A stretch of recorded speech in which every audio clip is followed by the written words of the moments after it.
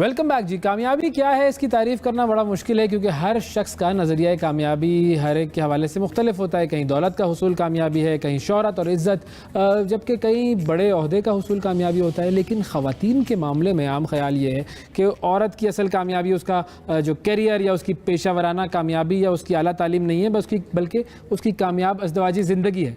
अब शादी के साथ ही अक्सर ख़वातीन जो हैं उनकी दूसरी सारी सरगर्मियाँ ख़त्म हो जाती हैं, घरदारी सबसे बड़ी ज़िम्मेदारी बन जाती है। लेकिन पेशावर से ताल्लुक़ रखने वाली आयशा एहतशाम ख़वातीन के लिए एक मिसाल है।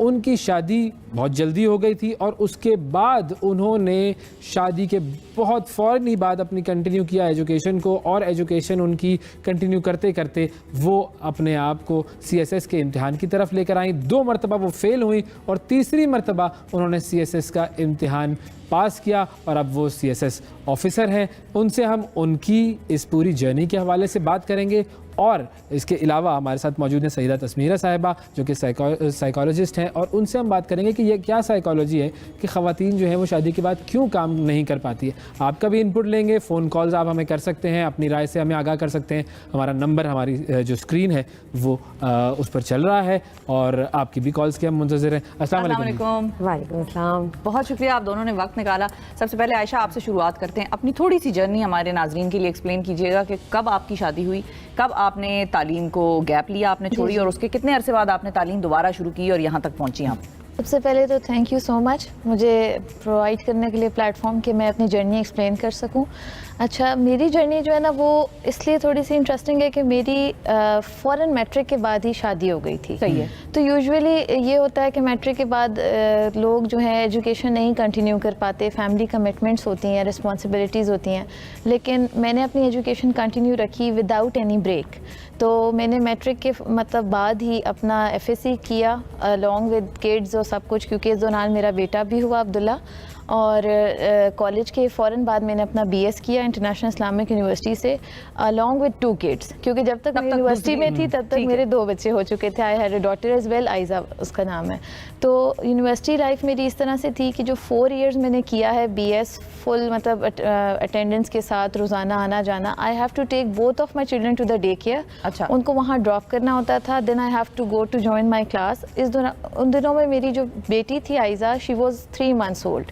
तो like I have to be always on, मतलब जैसे कहते हैं ना बंदा हमेशा रेडी स्टेडी, मतलब कभी यहाँ जा रही हूँ, कभी डे केयर में बच्ची को देख रही हूँ, कभी बेटे को पिक कर रही हूँ स्कूल से, साथ ही मतलब असाइनमेंट सबमिट हो रही हैं, सेमेस्टर एग्जाम्स चल रहे हैं, एवरीथिंग जो है ना मतलब ये 4 इयर्स इस तरह करके मैंने गुजारा। फिर ऑब्वियसली मैंने ये सोचा कि मैंने इतनी स्ट्रगल की ये 4 इयर्स BS के स्पेशली, और अलॉन्ग विद किड्स, क्योंकि मेरे बच्चे भी सुबह सुबह उठ रहे हैं, मेरे साथ बस में जा रहे हैं, पढ़ आप रही थी और बेचारे वो साथ खामखा पढ़ रहे थे, वो भी पिस रहे थे। तो फिर मैंने सोचा कि कभी जब ये बड़े हों तो उनके जहन में ये क्वेश्चन ना आए कि भाई हमारी जो वालदा हैं उन्होंने अपने ख्वाब पूरे किए तो हमने क्यों वो किया। तो फिर मैंने उसी दिन सोच लिया कि भाई अब तो कुछ ऐसा करना है कि जब कल को बच्चे जब बड़े हों रियलाइज़ करें तो उनको पता हो कि भाई हमारी अम्मी ने जो इतनी एफर्ट्स किए हैं दैट वाज वर्थ इट, उसका कुछ रिजल्ट निकला। और मैंने हमेशा से सोचा कि इनके लिए मैं हमेशा एक रोल मॉडल बन के दिखाऊंगी। फिर आप उसकी वजह से CSS की तरफ, और फिर मैंने CSS का वो किया कि मैंने अब CSS करके कुछ ऐसा करना है अपने बच्चों के लिए, पूरी दुनिया के लिए एक ऐसी मिसाल कायम करनी। क्योंकि ऑब्वियसली जब मैं BS कर रही थी मुझे काफ़ी लोगों से क्रिटिसिज्म भी हो रहे थे कि वो होता है ना मदर गिल्ट हमारे माशरे में कि भाई आप बच्चे को प्रॉपर टाइम नहीं दे रहे, आपने कैसी आप माँ हो, आप उसको डे केयर छोड़ के आ गई हो। वो हमेशा से मेरे साथ ये स्टीरियोटाइप्स चल रहे थे। इन लॉज तो काफ़ी सपोर्टिव थे, लेकिन जो होते हैं ना सेकंड थर्ड, अच्छा ये आपने क्लैरिफिकेशन दे दिया, तो वो जो है मतलब काफ़ी बहुत वो करते थे। तो मैंने कहा कि नहीं, अब तो मैंने कुछ ऐसा करना है कि मैं लोगों को like I have to show them कि मैंने बच्चे भी किए हैं, सब कुछ वो अच्छे तरीके से माशाल्लाह दोनों बहुत एक्टिव हैं, अच्छे हैं, और अपनी तालीम भी कंप्लीट की। और फिर अब CSS जब से क्लियर किया तो ट्रस्ट मी कि सब लोग जो हैं जो मेरे अगेंस्ट बोलते थे या हु आर नॉट विलिंग, जो कि मतलब मेरी एजुकेशन सपोर्टिव नहीं थे, they all are you know owning me. सब इसलिए ऑन कर रहे हैं कि आप ब्यूरोक्रेसी में आ गई हैं, अब आपसे इधर फाइल मूव कराना, उधर समरी भिजवाना, ये सारी चीजें अब आपको करानी है। अच्छा, गुजरांवाला से हमारी एक कॉलर है हमारे साथ, फिर तस्मीरा साहिबा की तरफ आते हैं। जी अस्सलाम वालेकुम। हेलो हेलो तबिया साहिबा, आपको आवाज आ रही है? नहीं जी, सभी साहब को आवाज़ नहीं जा रही जी, देखिए। तस्मीरा साहिबा, नहीं, एक मिनट, ये आपको जो है वो आपने चले भाई पढ़ाई करना, जल्दी शादी कर ली, चले अब मुझे नहीं पता लव मैरिज थी, अरेंज मैरिज थी, अरेंज मैरिज, चले ठीक है, हो गई, अच्छी बात है, माशाल्लाह जल्दी शादी होनी चाहिए, ठीक है। अब आपने कर ली शादी, उसके बाद आपने पढ़ाई भी की, तो ये जो इन लॉज थे आपके, वो क्यों इतने सपोर्टिव थे? मसला क्या था उनको कि भाई वो एक तो वो बहू घर में लेकर आए, आपने घर के काम भी करने हैं, सारी चीज़ें आपके ऊपर, वो घर की जिम्मेदारियां डालने के बजाय वो आपको सपोर्ट कर रहे हैं एजुकेशन में, ये कौन से हैं भाई? असल में मैं तो समझती हूँ कि ऐसे इन लॉज होने चाहिए, मतलब अगर ऐसे कहाँ से मिलते हैं लोगों को? मिल जाते हैं, अगर मुझे मिले हैं तो ऑब्वियसली देखें, अगर हम लोग अपनी सोसाइटी में हम करेंगे हाईलाइट ऐसे लोगों को, तो होंगे इन लॉज, इन्फ्लुएंस होंगे, encourage करने की बात है, सोसाइटी में परसेप्शन चेंज होगी क्यों लोगों उनके अंदर ये जज्बा था कि आपको पढ़ाएं? देखिए, एक तो बात ये कि वो मेरे ख्याल से हमारे चूँकि रिलेटिव्स भी थे और दे आर बाय नेचर वो बहुत अच्छे हैं, और उनके ना एजुकेशनिस्ट वैसे भी वो चाहते हैं, बड़े उनको शौक है तालीम की तरफ, रुझान का बहुत है।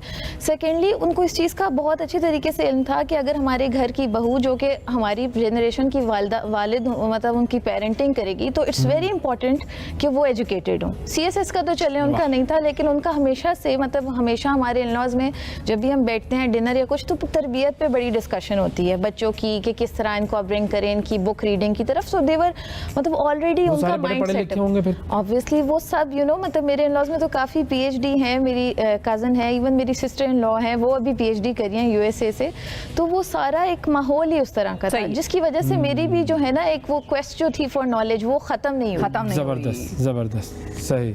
अच्छा, अब एक और कॉलर है हमारे साथ, वो ले लेते हैं, फिर तस्मीरा की तरफ चलते हैं। अस्सलाम वालेकुम, इस्लामाबाद से हैं सना जी। जी सना जी, मैं ये जो अभी आपके पास आई हैं जिन्होंने CSS किया है जी, मैं आयशा बहुत ज्यादा अप्रिशिएट करना चाहती हूँ, क्योंकि मेरे घर में भी मेरी बहू है और वो माशाल्लाह कंटिन्यू उसको मैं आगे करवा रही हूँ, क्योंकि वो आगे कर रही है, और मैं अपनी पोती को अपने पास रखती हूँ, 2 महीने की मेरी पोती माशाल्लाह। अरे छोड़े भाई, ये क्या करना है इस तरह, उससे कहे घर पे बैठे बच्चे पाले। नहीं, क्यों बच्चे पाले, कल आने वाली मेरी नस्लों को खाना पकाओ, सही तरीके से खाना पकना चाहिए, रोटी गोल होनी चाहिए। नहीं, रोटी भी वो बना लेती है अल्हम्दुलिल्लाह। क्या बात भी बना लेती है। ये है हमारे मुआशरे के जो प्रॉब्लमेटिक, ये जो फसाद की जड़ है, वो ऐसे मर्द जो कि अभी अवैस ने जिस तरह से बात की कि भाई घर में बैठे रोटी पकाए गोल, और वो भी होता है कि बहू डॉक्टर लानी है और इलाज वो फ्री हमारा ही करे, बाहर काम ना करे, किसी और को उसकी तालीम का फायदा ना हो। माशाल्लाह। और दूसरी बात यह है कि माशाल्लाह अल्लाह ताला सब बच्चियों को इसी तरह करे। मैं तो कहती हूँ कि ज्यादातर ससुराल को सपोर्ट करनी चाहिए, बच्चियों की सपोर्ट करनी चाहिए, बिल्कुल, क्योंकि गोल रोटी तो रोटी मेकर में भी पक जाती है, उसके लिए बहू क्या लानी, तंदूर से भी मिल जाती है। कोई बात, क्या बात है, तंदूर से भी मिल जाता है। बहुत शुक्रिया, थैंक यू जी, बहुत शुक्रिया। तस्मीरा साहिबा, इधर इस सारी गुफ्तगू के 2 एंगल्स हैं। एक तो ये कि सपोर्टिव मुआशरा, सपोर्टिव जो आपका सपोर्ट सिस्टम है कि वो आपको पुश करे कि अब आप निकलें घर से बाहर और हम ख्याल रखेंगे बच्चों का, एक तो ये हो गया। दूसरा एलिमेंट 50% मैं इसमें रखती हूँ उस लड़की को खुद, जिसकी ये जिम्मेदारी उसने ली है या उसने छोड़ ही दी। बहुत सारी लड़कियों की हम देखते हैं कि जल्दी शादियां हो जाती हैं, उनमें से बहुत सी ऐसी हैं जो आयशा हैं, और बहुत सी ऐसी हैं जो कहती हैं अब क्या करना, वो बेसिकली खुद को बहाने दे रही होती हैं, हालांकि उनकी जिंदगी में वो बहाने होते नहीं हैं। इसका क्या करेंगे? देखिए, ये जो हम सपोर्ट की बात कर रहे हैं ना, सबसे अव्वलीन सपोर्ट हमें अपना ही चाहिए। कन्विक्शन एंड मोटिवेशन वो अंदर से ही आनी होती है अपनी, एवरी डे। इवन अगर आप डेली ये जो सुबह आते हैं, you have to push yourself कहीं से। There are days you don't want to, everybody. तो वो, और ये नहीं है, लाइफ इज़ नॉट ईजी, आप कुछ भी चूज़ कर लें, लेकिन एक ही बात मैं कहती हूँ कि ये चीज़ें म्यूचुअली एक्सक्लूसिव नहीं हैं, ये साथ हो सकती हैं। शादी, पढ़ाई, जॉब, सारी चीज़ें साथ चल सकती हैं। हमें सिर्फ नज़रिया बदलना है कि ये अलग अलग पाथ्स हैं जो लड़कियों को चुनने हैं। तुम्हें शादी वाला चुनना है या करियर वाला चुनना है, ये माइंडसेट हमें ख़त्म करना है। मेरी MPhil और मेरी डॉक्टरेट दोनों में हमारे घर में 3 लंचेस बनते थे। अच्छा। और मेरी सास जो है ना, वो मेरा लंच वो बनाती थी, अपने बच्चों का मैं, और मेरा वो बनाती थी और मेरा मजाक बनता था। मेरी एमफिल की क्लास से लेके पीएचडी की क्लास तक लंच निकालो, ये ना घर से lunch, everybody is going towards the cafeteria, और मेरा वो बच्चों वाला कार्टून वाला लंच बॉक्स निकल रहा होता था जिसके अंदर से सैंडविच निकल रहा होता था। तो लेकिन ये सपोर्ट सिस्टम किसी के पास नहीं हो तो फिर वो क्या करे, ये भी एक मसला है। अपना देखिए, मुझे भाई आप बच्चे कहाँ छोड़ेंगे अगर आपके घर पे वो फैसिलिटी नहीं है और आप डे केयर अफोर्ड नहीं कर सकते। मैं एक सिनेरियो बिल्ड कर रहा हूँ। बिल्कुल सही कह रहे हैं आप मांगे, मांगने से मत शर्माएं, ये आपका राइट है। हम जब कहते हैं हमारी कलेक्टिविस्टिक सोसाइटी है तो उसका आप भरपूर फायदा उठाएं। ऐसा तो है नहीं कि आप कहीं दरख्त पे उगे हैं। You must be having family, you must be having friends. या फिर उसमें ये हो सकता है कि अगर उस वजह से गैप आ गया कि वो 5 साल आपकी जिंदगी के ऐसे हैं कि कोई भी नहीं है चलें, और आपने बच्चों को अपने साथ रखना है, हस्बैंड भी कहीं बाहर जॉब करते हैं, तो उसके बाद जो वो गैप के बाद की दोबारा एक नई बिगिनिंग होती है, उससे भी लड़कियां घबराती हैं कि अब मैं यूनिवर्सिटी जाऊंगी तो लोग कहेंगे कि ये क्या किस उम्र में आ गई है। मेरे साथ 55 साल की एक खातून थी जो अपना पढ़ाई करके, अपना एजुकेशनल बैकग्राउंड तसल्ली इत्मीनान करके नए सिरे से मास्टर करने आई हुई थी यूनिवर्सिटी में, 55 इयर्स ओल्ड। एमफिल में मैं और मेजर साहब एक थे क्योंकि साइकोलॉजी करने आ रहे होते हैं लॉन्ग कोर्स वाले, हम दोनों को क्लास में वो लोग कहते थे सीनियर सिटीजन, बुलाते ही ये थे सीनियर सिटीजन कहते हैं। आपसे मैं ये पूछना चाहूँगा कि कभी ऐसा कोई पॉइंट आया आपकी लाइफ में इस पूरी स्ट्रगल में जब आपको लगा हो कि नहीं भाई ये छोड़ ही देना चाहिए? ये मैं पूछूंगा, लेकिन एक छोटा सा वक्फा लेते हैं, वक्फे के बाद दोबारा आपसे बात करेंगे। जी वक्फे के बाद मिलते हैं।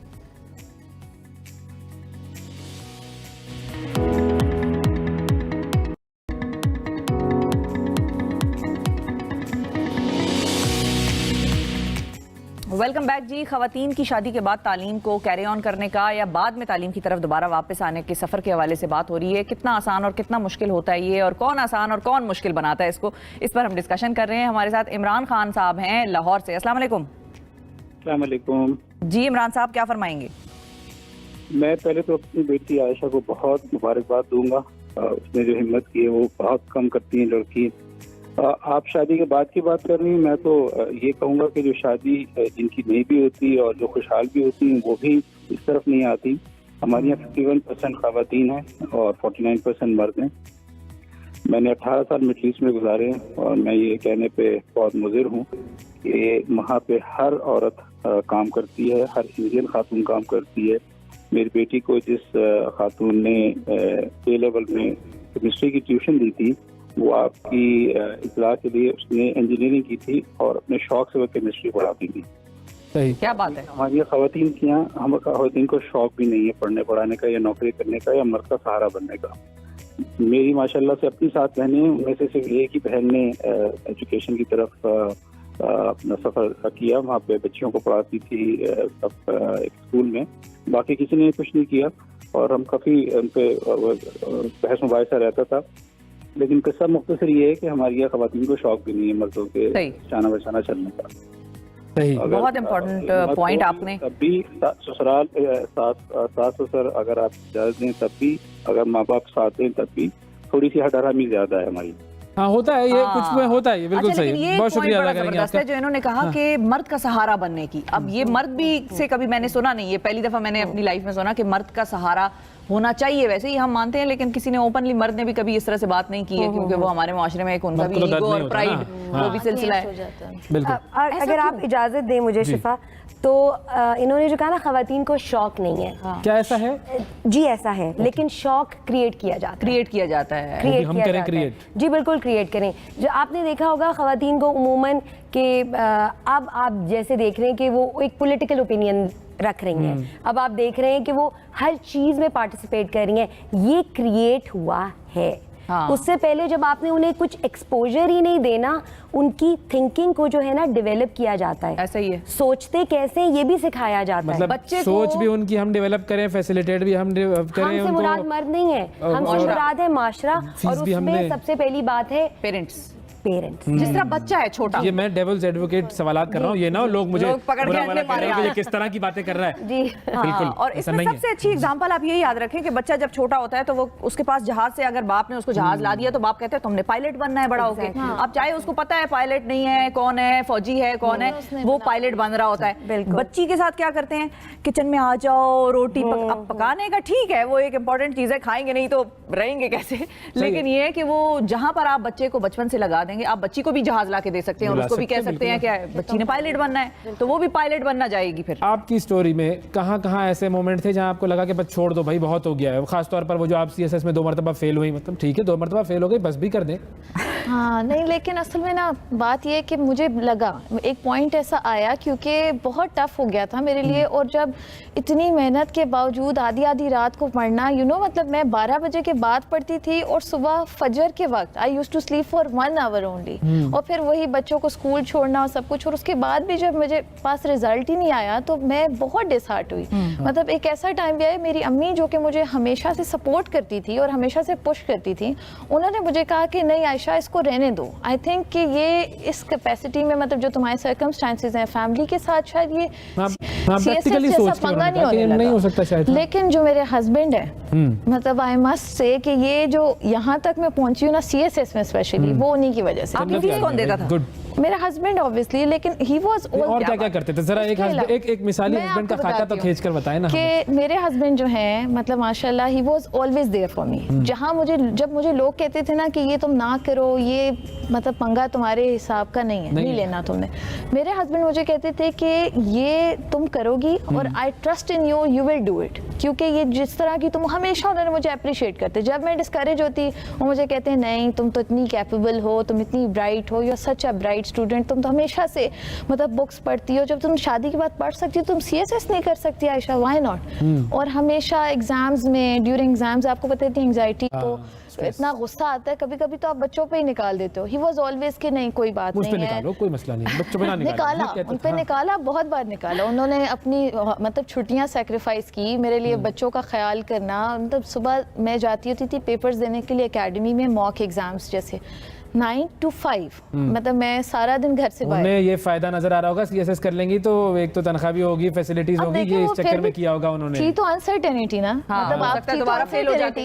2 दफा मैं फेल हुई थी, बावजूद उसके ही was always with me, so much so कि मतलब मेरे इंटरव्यू पे के दिन भी ही वाज, मुझे डेंगी हो गया और ही वाज सो सपोर्टिव, मेरे लिए यखनियां बना रहे हैं, मुझे इंजेक्शन और दवाइयां खिला रहे हैं, मतलब ही वाज। सुन लो मर्दों, सुन लो, ये जन्नत कमा दी है उन्होंने, आधी तो ले ली है। बिल्कुल जाहिर है आपके पाँव के नीचे जन्नत है।